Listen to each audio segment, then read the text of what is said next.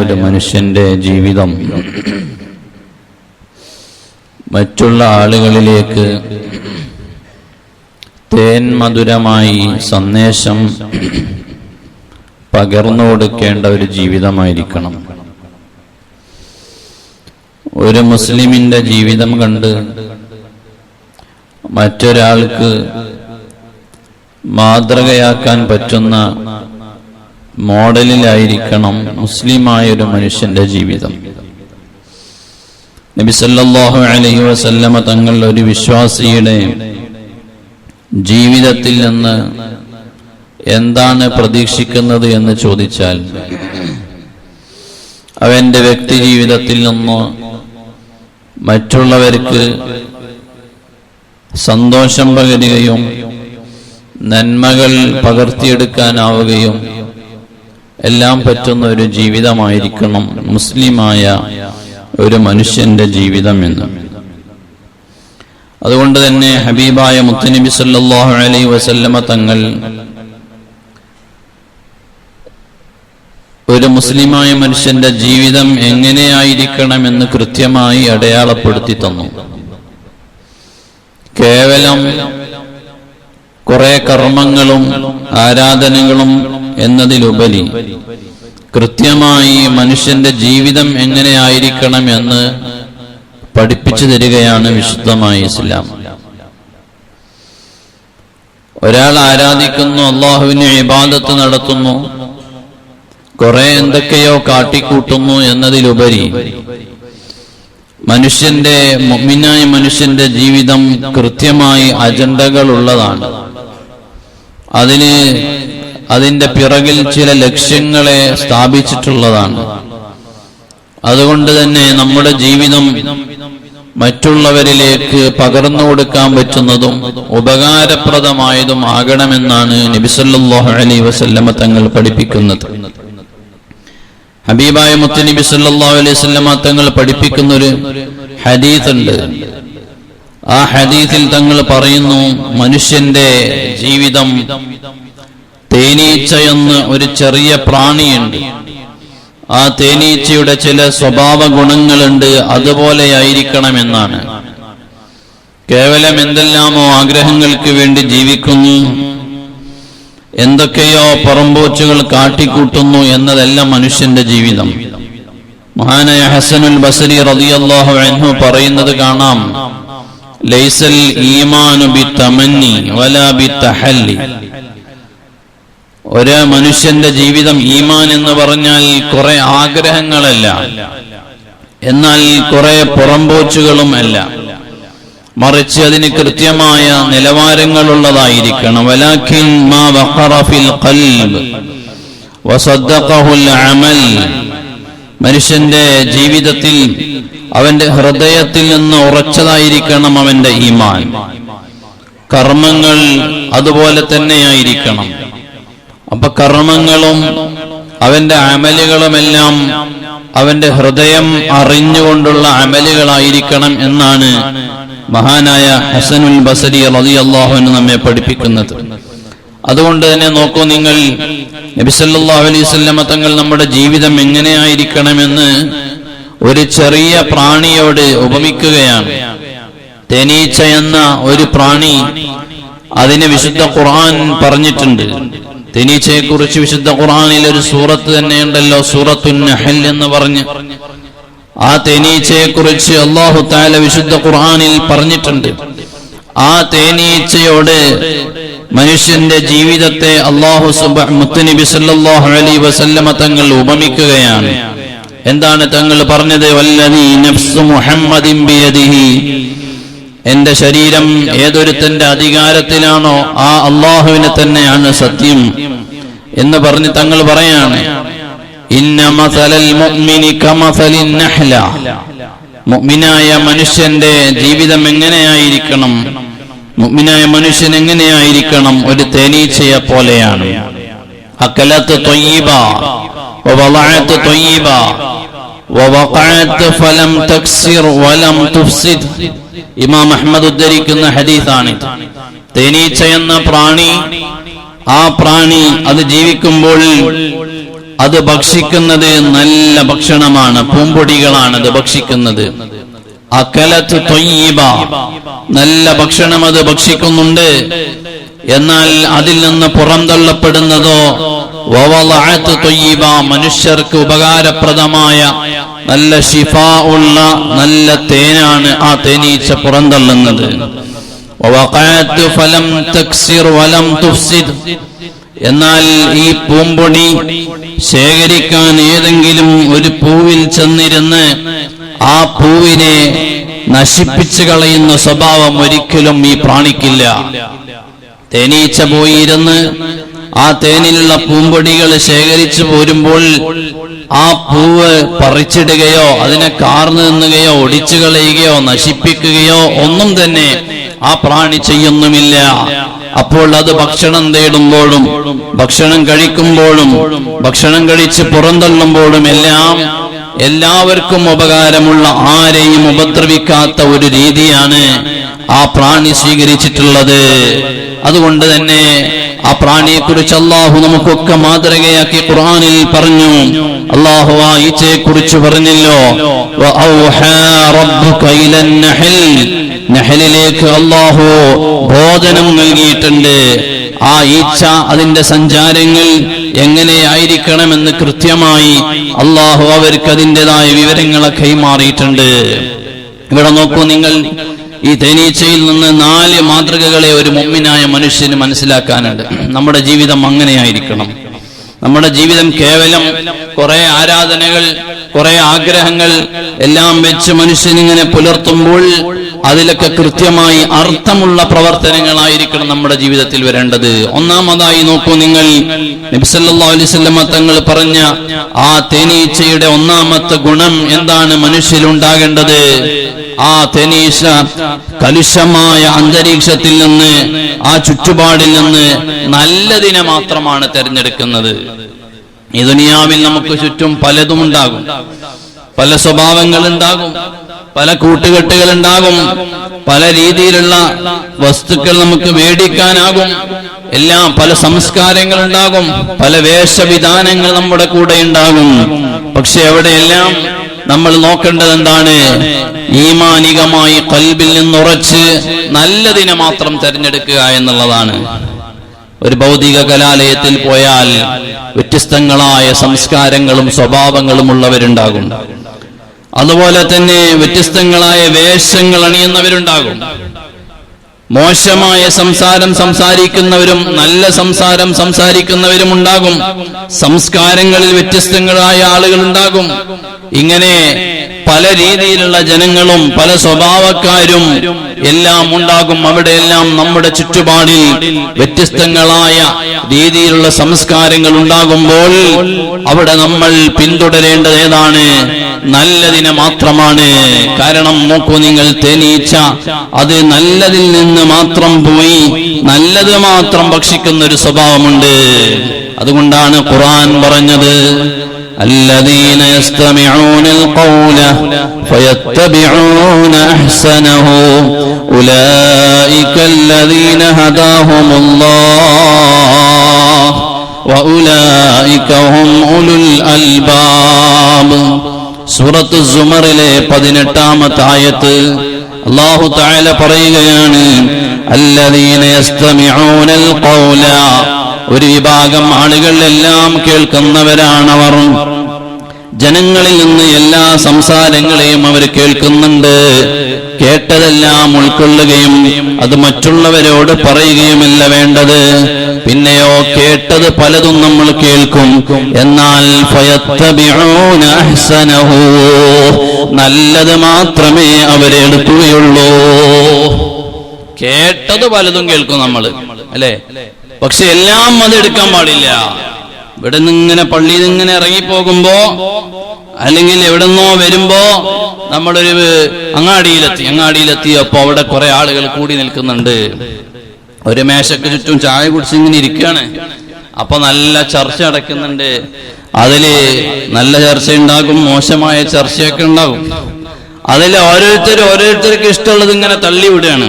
അപ്പൊ അതിൽ കേട്ടിരുന്ന് അതിൽ കൂടിക്കെടുക്കുക, നന്മയാണോ തിന്മയാണോ എന്നൊന്നും നോക്കാതെ ഗീബത്താണോ നമീമത്താണോ ഫിത്നയാണോ ഫസാദാണോ ഒന്നും നോക്കാതെ അതിലങ്ങനെ കൂടിക്കൊടുക്കുന്ന ആളുകൾ, അതല്ല നല്ല മനുഷ്യരുടെ സ്വഭാവം. അല്ലാഹു പറയുകയാണ് സൂറത്തു സുമറിൽ, അല്ലദീന യസ്തമിഊനൽ ഖൗല, അങ്ങനെ ജനങ്ങളുടെ ഇടയിലേക്ക് നിങ്ങൾ ഇറങ്ങി ചെല്ലുമ്പോ പലരുടെയും പലരെക്കുറിച്ചുമുള്ള അപരാധങ്ങൾ നിങ്ങൾ കേൾക്കാനിടയുണ്ട്, ആരോപണങ്ങൾ നിങ്ങൾ കേൾക്കാനിടയുണ്ട്. എന്നാൽ ആ കേട്ട ഇടത്തു നിന്ന് വിശ്വസിക്കാതെ നിങ്ങൾ ചെയ്യേണ്ടത് എന്താണ്? ഫയത്തബിഊന അഹ്സനഹു, നല്ലതിനെ മാത്രം നിങ്ങൾ ഉൾക്കൊള്ളണേ. അങ്ങനെ നല്ലതിനെ മാത്രം ഉൾക്കൊണ്ട ആളുകൾ ആരാണ്? ഉലൈകല്ലദീന ഹദാഹുമുല്ലാഹ്, അവരാണ് അല്ലാഹ് ഹിദായത്ത് കൊടുത്ത മഹാന്മാർ. വഉലൈക ഹും ഉലുൽ അൽബാബ്. അങ്ങനെയാണ് ഒരു മുസ്ലിമായ മനുഷ്യന്റെ ജീവിതം വേണ്ടത്. എവിടെന്നോ ഒരാളെ കുറിച്ച് എന്തോന്ന് കേട്ടു, കേട്ടത് പാതി കേൾക്കാത്തത് പാതി മറ്റൊരുത്തന്റെ മുമ്പിൽ വന്ന് പറഞ്ഞു കൊടുക്കുകയാണ്, അത് അവൻ മറ്റൊരുത്തനോട് ഷെയർ ചെയ്യുകയാണ്. ഇങ്ങനെ നാടൊട്ടാകെ ഇല്ലാത്ത ഓരോ ആരോപണങ്ങളെ കേട്ടതിന്റെ സത്യാവസ്ഥയിൽ നിന്ന് മാറി മറിഞ്ഞാണ് റിപ്പോർട്ടുകൾ പിന്നെ ചെല്ലുന്നത്. അങ്ങനത്തെ ഒരു സ്വഭാവം നമ്മളിൽ ഒരിക്കലും ഉണ്ടായിക്കൂടാ. മുസ്ലിമായ ഒരു മനുഷ്യന്റെ സ്വഭാവം ഖുർആനിലുള്ള പറയാണ്, നിങ്ങൾ കേൾക്കുന്നതിൽ നിന്ന് ഫയത്തബിഊന അഹ്സനഹു, നന്മകൾ മാത്രം എടുക്കണേ. ഉലൈകല്ലദീന ഹദാഹുമുല്ലാഹ്, അവരാണ് നല്ല മനുഷ്യർ, അവരാണ് നല്ല മനുഷ്യർ. അല്ലാത്തവര് പിന്തുടർന്നു പോകുന്നത് മോശത്തരത്തെയാണ്. അത് മുഅ്മിനായ മനുഷ്യന് യോജിച്ചതല്ല. വിശുദ്ധ ഖുർആൻ തന്നെ പറഞ്ഞിട്ടില്ലേ, സൂറത്തുൽ ഇസ്രാഇന്റെ 36-ാം ആയത്തിൽ പറയുന്നുണ്ട്, വലാ തഖ്ഫു മാ ലൈസ ലക ബിഹി ഇൽം. അങ്ങനെ എവിടെയെങ്കിലും നീ ചെല്ലുന്ന സമയത്ത് അങ്ങനെ വല്ല ചർച്ചകളും, നിനക്ക് പരിചയമില്ലാത്ത വല്ല ചർച്ചകളും നടക്കുന്നുണ്ടെങ്കിൽ മോനെ അതിൽ ഇടപെട്ട് ഞാനൊരു അഭിപ്രായം പറഞ്ഞിട്ടില്ലെങ്കിൽ ഇനിയിപ്പൊ ഞാൻ അവിടെ ഒരു പോരായ്മക്കാരനാകും എന്നുള്ളവർക്ക് എന്തെങ്കിലുമൊക്കെ ഒന്ന് പറയാ, മിണ്ടിപ്പോകരുത്. ഖുർആൻ പറയാൻ, വലാ തഖ്ഫു മാ ലൈസ ലക ബിഹി ഇൽം, വിവരമില്ലാത്ത വിഷയത്തിൽ മിണ്ടാൻ പാടില്ല. അല്ലേ? വിവരമില്ലാത്ത വിഷയത്തിൽ മിണ്ടാൻ പാടില്ല. ഖുർആൻ എത്ര സ്ട്രോങ് ആയിട്ടാ പറഞ്ഞതെന്നറിയാം. നമ്മുടെ ചിന്തകൾക്കും യുക്തികൾക്കും യോജിച്ചതാകില്ല ചിലപ്പോൾ കേൾക്കുന്നത്. വിശുദ്ധ ഇസ്ലാമിന്റെ മസലകളിൽ നിന്ന് തന്നെ ചില പണ്ഡിതന്മാരത് പറയുമ്പോൾ ചില സാധാരണക്കാരിൽ നിന്ന് വരുന്ന ചില അഭിപ്രായങ്ങൾ നമ്മൾ കേൾക്കാറുണ്ട്. അവരുടെ യുക്തിക്ക് യോജിച്ചിട്ടില്ലെങ്കിൽ പിന്നെ ആ മസല കൊള്ളൂല, അല്ലെങ്കിൽ ആ മൗല്യര് കൊള്ളൂല. അല്ലേ? അങ്ങനെയുണ്ട്. പറഞ്ഞ പണ്ഡിതൻ കൊള്ളൂല, അവരെ യുക്തിക്ക് യോജിക്കണം. നമ്മുടെ യുക്തിക്ക് എല്ലാം നമ്മുടെ യുക്തിക്ക് യോജിച്ചോളന്നില്ല. അങ്ങനെയാണെങ്കിൽ ഒന്നു മുറിഞ്ഞു കഴിഞ്ഞാൽ, കീഴ്വായി പോയിട്ട് ഒന്നു മുറിഞ്ഞു കഴിഞ്ഞാൽ പിന്നെ കയ്യും കാലും കൈ രണ്ടാം ഒന്നുണ്ടാക്കണം എന്ന് പറഞ്ഞാൽ പോയോടം കഴിക്കണില്ല. എന്താ അതിന്റെ യുക്തി ആലോചിച്ചാൽ? അല്ല, അങ്ങനെ ചിന്തിച്ചു നോക്കി നിങ്ങൾ. ഒരാൾക്ക് കീഴ്വായി പോയി ഒന്നു മുറിഞ്ഞു കഴിഞ്ഞാല് പിന്നെ രണ്ടാമ ഒതു എടുക്കണം. ഒതു എടുക്കുമ്പോൾ പോയോടെ യാതൊരു ടച്ചുമില്ല. നമ്മൾ സാധാരണ ഒതു എടുക്കുന്ന പോലെ ഒതു എടുക്കണം. അവിടെ എന്താ യുക്തി ഉള്ളത്? ഇങ്ങനെ നമ്മുടെ യുക്തിക്കെല്ലാം യോജിച്ചോളന്നില്ല. അങ്ങനെ എല്ലാം നമ്മുടെ യുക്തിക്ക് യോജിപ്പിക്കാനും കഴിയില്ല. അതുകൊണ്ട് അറിവില്ലാത്തത് നമ്മൾ കേട്ടുകഴിഞ്ഞാൽ നമുക്കതിനെ കുറിച്ച് ഇവരല്ലെങ്കിൽ പിന്നെ മിണ്ടാൻ പോകണ്ടെന്നാ ഖുർആൻ പറഞ്ഞത്. ഒരു അഭിപ്രായങ്ങൾ പറയണം, മിണ്ടരുതെന്നാ പറഞ്ഞത്. മിണ്ടേ പിന്നെ അപകടമാണ്, അവിടെ അബദ്ധാണ്. അവിടെ പല ആളുകളെ അത് പഴപ്പിക്കാൻ അതിന് സാധ്യതയുണ്ട്. അതുകൊണ്ടാ ഖുർആൻ പറഞ്ഞത്, വലാ തഖ്ഫു മാ ലൈസ ലക ബിഹി ഇൽം ഇന്ന സമഅ വൽ ബസറ വൽ ഫുആദ കുല്ലു ഉലൈക കാന അൻഹു മസ്ഊലാ. നീ ആവശ്യമില്ലാത്തത് പറഞ്ഞാൽ, കേട്ടാൽ, അതിനെ കുറിച്ച് സംസാരിച്ചാൽ, എല്ലാറ്റിനെ കുറിച്ചും, നിന്റെ കാഴ്ചയെക്കുറിച്ച്, കേൾവിയെക്കുറിച്ച്, എല്ലാറ്റിനെ കുറിച്ചും അല്ലാഹു നാളെ ചോദിക്കുന്നുണ്ട് എന്ന് വിശുദ്ധ ഖുർആൻ. അതുകൊണ്ട് ഒരു മുസ്ലിമായ മനുഷ്യന്റെ തേനീച്ചയിൽ നിന്ന് പകർത്തിയെടുക്കേണ്ട, അല്ലെങ്കിൽ അതിന്റെ സ്വഭാവ ഗുണങ്ങളിൽ നിന്ന് ഒന്നാമത്തേത് ഹബീബായ മുത്തുനബി സല്ലല്ലാഹു അലൈഹി വസല്ലം തങ്ങൾ പഠിപ്പിച്ചത് എന്താണ്? പരിസരങ്ങളിൽ നിന്ന് നല്ലത് മാത്രമേ ഒപ്പിയെടുക്കാവൂ. എവിടെയെങ്കിലും ഒരു നന്മയുണ്ടെങ്കിൽ അതിനെ എതിർക്കാനും അതിനെ പരാജയപ്പെടുത്താനും ഇല്ലായ്മ ചെയ്യാനൊക്കെ എല്ലാ നാടുകളിലും ഉണ്ടാവും. മനുഷ്യരുടെ സ്വഭാവമാണ്. പക്ഷേ ആ നന്മയ്ക്ക് എതിരെ നിൽക്കുക എന്നല്ല ഒരു മുഅ്മിനിന്റെ സ്വഭാവം. നന്മയെ എങ്ങനെയൊക്കെ ചേർത്ത് പിടിക്കാൻ പറ്റുമെന്നാണ്. അതുകൊണ്ടാണ് ആ തേനീച്ചയുടെ ജീവിതത്തെ നബി സല്ലല്ലാഹു അലൈഹി വസല്ലം തങ്ങൾ പറഞ്ഞത്, നിങ്ങൾ സ്വീകരിക്കുന്നത്, നിങ്ങൾ അക്സെപ്റ്റ് ചെയ്യുന്നത് നല്ലത് മാത്രമായിരിക്കണം, നന്മയാകണം. അതാണ് ഒരു മുഅ്മിനിന്റെ സ്വഭാവം. നോക്കൂ നിങ്ങൾ, രണ്ടാമത്തേത് എന്താണ്? തേനീച്ചയിൽ നിന്നുള്ള രണ്ടാമത്തെ സ്വഭാവം ഹബീബായ മുത്തുനബി സല്ലല്ലാഹു അലൈഹി വസല്ലം തങ്ങൾ പഠിപ്പിച്ചു. വളരെ വളരെ നിസാരമായി തോന്നുന്ന ഒരു ജീവിയാണ് തേനീച്ച എന്നുള്ളത്. എന്നാലോ അത് മറ്റുള്ളവർക്ക് പകർന്നു കൊടുക്കുന്നത് വലിയ നന്മയാണ്. അതിൽ നിന്ന് പുറന്തള്ളുന്ന തേന്, ആ തേനിന് വലിയ ശിഫ ഉണ്ട്, വലിയ മധുരമുണ്ട്. എല്ലാവർക്കും ഇഷ്ടമുള്ള ഒരു പാനീയമാണ് ആ തേന്. ആ തേൻ അതിന്റെ കൂട്ടിൽ ചെന്ന് മനുഷ്യരെടുക്കുന്നു, മനുഷ്യർക്ക് അത് പുറന്തള്ളി നൽകുകയാണ്. ഖുർആൻ പറഞ്ഞു, യഖ്റുജു മിൻ ബുതൂനിഹാ ശറാബുൻ മുഖ്തലിഫുൻ അൽവാനുഹു ഫീഹി ശിഫാഉൻ ലിന്നാസ്. മനുഷ്യന് ശിഫ ഉണ്ട് തേനിൽ. അങ്ങനെയുള്ള ഒരു പാനീയത്തെ മനുഷ്യന് തേനീച്ച നൽകുന്നുണ്ട്. നമ്മൾ പകർന്നു നൽകുന്നതെല്ലാം നന്മയുള്ളതായിരിക്കണം. നമ്മുടെ വായിലൂടെ വരുന്ന വാക്കുകൾ ഓരോന്നും ഓരോരുത്തർക്കും നന്മയുള്ളതായിരിക്കണം, ജനങ്ങൾക്ക് ഉപകാരപ്പെടുന്നതാകണം. ഒരാളെയും വേദനിപ്പിക്കുന്ന വാക്കുകളാകരുത്, സംസാരങ്ങളാകരുത്. നമ്മുടെ പ്രവർത്തനങ്ങൾ ഒരാൾക്ക് എതിരെ ഒരാളെ തകർക്കാനാകരുത്. നമ്മുടെ പ്രവർത്തനം കൊണ്ട് ഒരാൾക്ക് വേദനയുണ്ടാക്കി തീർക്കരുത്.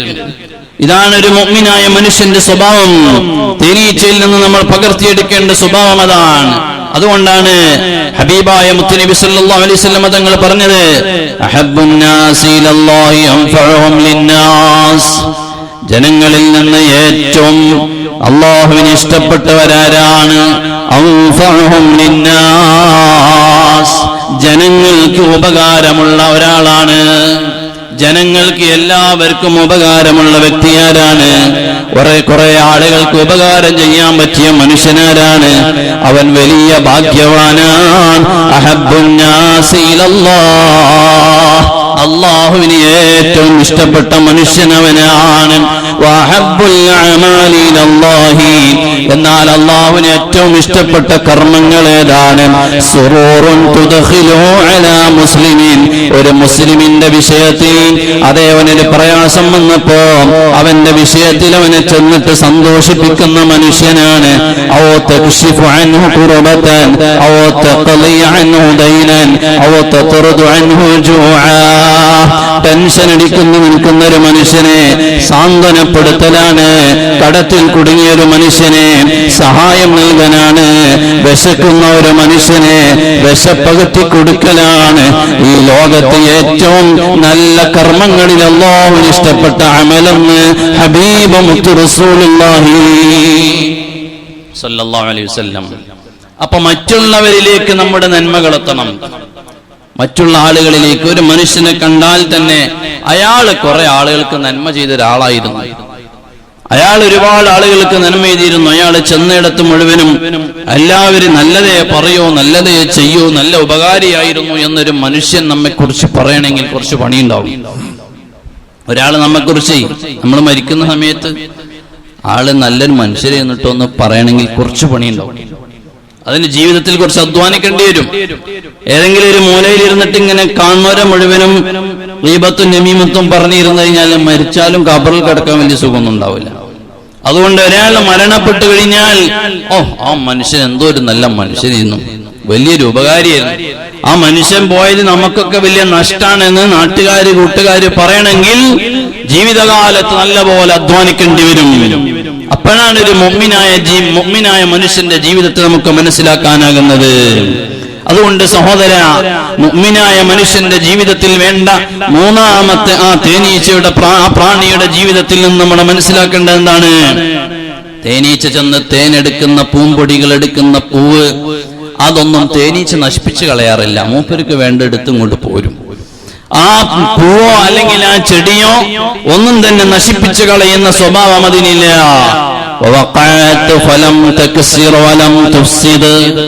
തേനീച്ച എന്ന പ്രാണി അതൊന്നും നശിപ്പിച്ചു കളയുന്നില്ല. എന്നാൽ അതിന് വേണ്ട നല്ലത് മാത്രം അതെടുത്തു വരുന്നുണ്ട്. ഇത് തന്നെയാണ് വിശുദ്ധ ഖുർആൻ നമ്മോട് പറഞ്ഞത്. സൂറത്തുൽ ഇസ്രായിൽ അല്ലാഹു തആല പറയുകയാണ്, വലാ തംശി ഫിൽ അർളി മറഹാ إنك لم تخرق الأرض ولم تبلغ الجبال طولا كل ذلك كان سيئه عند ربك مكروها. മനുഷ്യ, നീ ഒരിക്കലും ഭൂമിയുടെ മേലിൽ നീ ഒരിക്കലും തന്നെ അഹങ്കാരത്തോടെ കിബറോടുകൂടി നടക്കരുത്. കാരണം എന്തേ?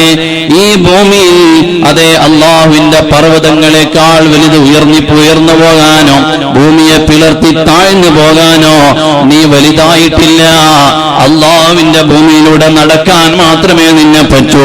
അതുകൊണ്ട് ഒരിക്കലും വലാ തംശി ഫിൽ അർളി മറഹാ, മനുഷ്യൻ ചെന്ന് എവിടെന്നെങ്കിലും ഒരു ഫലം എടുക്കണ്ടെങ്കിൽ പിന്നെ അവിടെ കാലക്രമേണ നശിപ്പിച്ചിട്ട് ഞാൻ പോകും. ആ സ്വഭാവം അരുത്.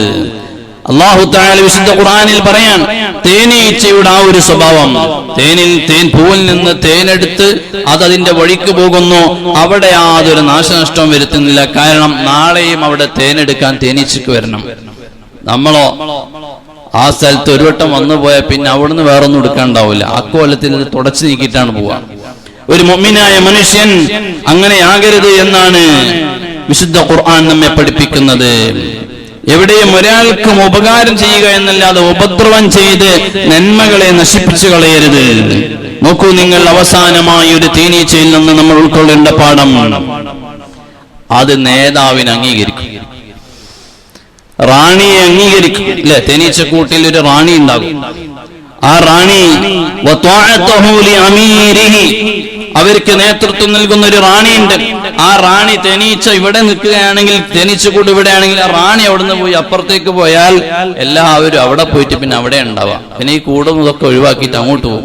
ആ റാണി അങ്ങോട്ട് വേറെ എങ്ങോട്ടെങ്കിലും പോയാൽ അത് അവിടെ ആയിരിക്കണം. റാണിയുടെ കൂടെയാണ് ഇവരെല്ലാവരും ഉണ്ടാവുക. ഒരു നേതാവ്, ഒരു നേതൃത്വം പറയുന്നത് അംഗീകരിക്കും. അതനുസരിച്ചായിരിക്കും ഒരു ഇമാം ആ ഇമാമിനെ അംഗീകരിക്കും. അല്ലെ, അങ്ങനെയല്ല മുസ്ലിമീങ്ങൾ അങ്ങനെയാണല്ലോ. അല്ലെ, ഒരു ജമാഅത്തായി നിസ്കരിക്കുമ്പോ ഇമാമിനോട് നിസ്കരിക്കും. ഇമാം അത്തിഹാത്തിൽ കുറച്ച് സലാം വീട്ടാൻ കുറച്ച് വൈകിയാലും നമ്മൾ അത്തിഹാത്ത് കഴിഞ്ഞാൽ നമ്മൾ സലാം വീട്ടി പോവല്ലോ. ഇമാമ് സലാം വീട്ടുന്നവരെ അവിടെ കാത്തിരിക്കും. അതാണ് മുസ്ലിം മുഅ്മിനായ മനുഷ്യന്റെ സ്വഭാവം. അങ്ങനെയാണ് നേതൃത്വത്തെ അംഗീകരിക്കുന്ന ഒരു സ്വഭാവം ഉണ്ടാകണം. ഈ 4 കാര്യങ്ങളെ ഹബീബായ മുത്ത് റസൂലുള്ളാഹി സ്വല്ലല്ലാഹു അലൈഹി വസല്ലമ തങ്ങൾ തേനീച്ചയുടെ മനുഷ്യന്റെ ജീവിതത്തെ ഉപമിച്ചു പറയാനുള്ള കാരണം അതാണ്.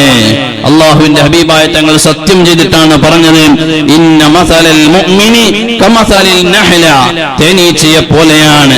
അഖലത്ത് ത്വയ്യിബ, നല്ലതാണ് നമ്മൾ എടുക്കേണ്ടത്. നമ്മൾ എടുക്കുന്ന ഇടത്ത് നിന്ന് മറ്റുള്ളവരെ നശിപ്പിക്കാൻ ഒരിക്കലും പോകരുത്. നമ്മൾ എവിടെയെങ്കിലും ഒരു ജോലിക്ക് കയറി, എന്തെങ്കിലും ഒരു സ്ഥാനത്ത് കയറി, പിന്നെ അവിടെ നമ്മൾ പിന്നീട് വന്ന് നമ്മളെക്കാളും മുമ്പ് വന്ന സ്റ്റാഫിനെ പുറത്താക്കാനുള്ള പണിയെ പിന്നെ എടുക്കണം. നമ്മളൊരു സ്ഥലത്ത് എങ്ങനെയൊക്കെയോ പിടിച്ചു കയറ്റി ഒരു ജോലിക്ക് കയറി ഒരു സ്ഥാനത്തെത്തി, പിന്നെ അവിടെ ഉള്ളവനെ ചവിട്ടി പുറത്താക്കാനുള്ള പണിയിൽ അടുത്ത പണി ചെയ്യരുത്. ഇത് മുഅ്മിനിന്റെ സ്വഭാവമല്ല എന്നാണ് നിങ്ങൾക്ക് എല്ലാവർക്കും മനസ്സിലാക്കാൻ വേണ്ടി ഒരു ഉദാഹരണം ഞാൻ പറഞ്ഞതാണ്. അങ്ങനെയാണല്ലോ അല്ലെ, ഒരാൾ എങ്ങനെയെങ്കിലും ഒരു സ്ഥാനത്ത് പിടിച്ചു കയറി പിന്നെ അവിടെ ഉള്ളവനെ പുറത്താക്കി ഇവൻ ആ സീറ്റ് കയറാനുള്ള പരിപാടിയാണ്. ചെയ്യരുത് എന്നാണ്.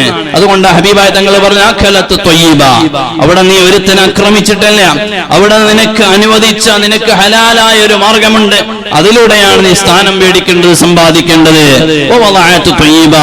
നീ അതുപോലെ തന്നെ തേനിനെ പുറത്തേക്ക് കൊടുക്കുന്നു എങ്കിൽ, മറ്റുള്ളവരിലേക്ക് നൽകുന്നു എങ്കിൽ, നിന്റെ വാക്കിൽ നിന്നും നിന്റെ പ്രവൃത്തിയിൽ നിന്നും നിന്റെ പെരുമാറ്റത്തിൽ നിന്നും എല്ലാവർക്കും നല്ലത് മാത്രം ഒപ്പിയെടുക്കാൻ പറ്റുന്ന ജീവിതമായിരിക്കണം.